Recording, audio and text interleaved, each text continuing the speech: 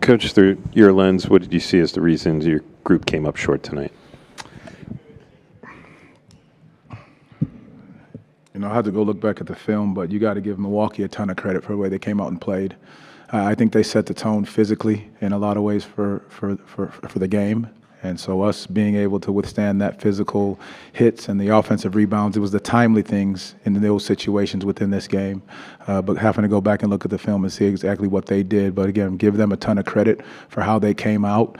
Again, it's hard to beat a team twice, especially when they make that type of adjustment. They went big again, and we got to continue to be better and grow from this and learn from this.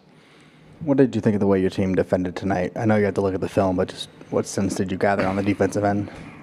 I mean, for the most part, I think, that third quarter, we gave up 36, second quarter 32. I think the offensive rebounds was a big portion of it, and they were timely more than anything. I think there was a time we were in the bonus and we fouled twice, got them on the free throw line to give them the advantage.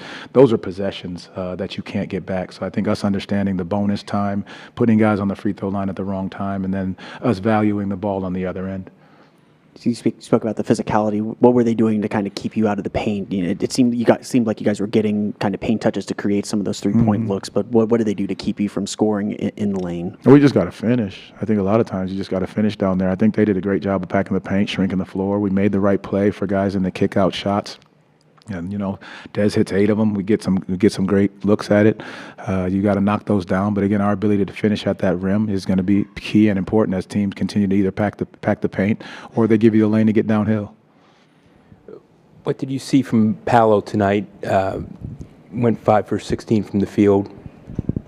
Yeah, I think he sees a crowd every time he touches the paint, touches the basketball. I mean, we get the switch on the block out of the timeout. He makes the right play, gives Desmond the knockdown 3. I think his aggression getting to the basket was what we needed it to be. I think those things for him are just continue to be huge. Just being aggressive, getting downhill. He creates such a problem when he's on the floor for guys loading up to him and seeing bodies the entire night. That's how that paint ends up packed in because their bodies watching him all night long.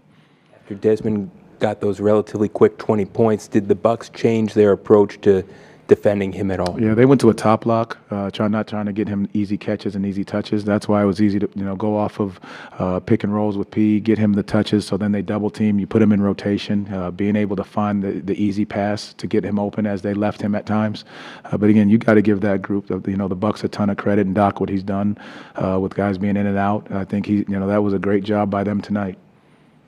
Coach, 3 of the last 4 games, Jalen has logged 10-plus assists. What can be said about his impact as a distributor, and how do you hope he continues to utilize that after the All-Star break? Yeah, that's what we're going to need him to continue to do.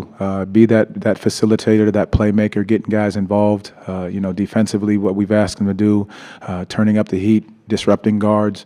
But again, his ability to get teammates open, his speed, his vision, those are going to be very important for us as we continue to down the stretch. I think you mentioned they went big earlier. Did you ever consider going to Goga or Jonathan throughout the night? You look at a lot of things within this game. I think there's options that you can look at, but our pace in the past couple games with having the one big out there has been the advantage. That was the advantage in the last game, and it was the advantage early on in this game right now. But our ability to finish in transition after you get the stops has got to be key for us. Mo back, it impacts the rotation a little bit for the center position. But what does Goga need to do to get back in the rotation after the All-Star break? I mean, you got to think about it. Our March is looking very busy. We got to come out, and we have basically 17 games in 31 days. We got 3-4 back-to-back, so guys are going to stay ready. Those guys are going to play 48 minutes a night, so we've got to understand that whoever's number is called, when it's called, they've got to be ready. And I know those guys have always kept themselves ready, and they will be on the back end. Jamahl, what do you think of, what's your assessment of Franz's night tonight, 20 minutes, and how do you think he did on the floor tonight? Yeah, I think it's for a guy that's coming back off of injury, missing so many games and trying to find that rhythm. I think that's a big key of what we're going to continue to see. I think the break is good for all of us to be able to reset, get our minds in the right space, and then get our physical bodies right. I think that's a big key for this group as well. You just mentioned the break. Just what do you want your guys to do over the next week? Yeah, I mean, obviously, get their bodies right, the rest that's needed for a couple days, and then make sure you're getting your conditioning in, make sure you're getting some shots up, just moving a little bit.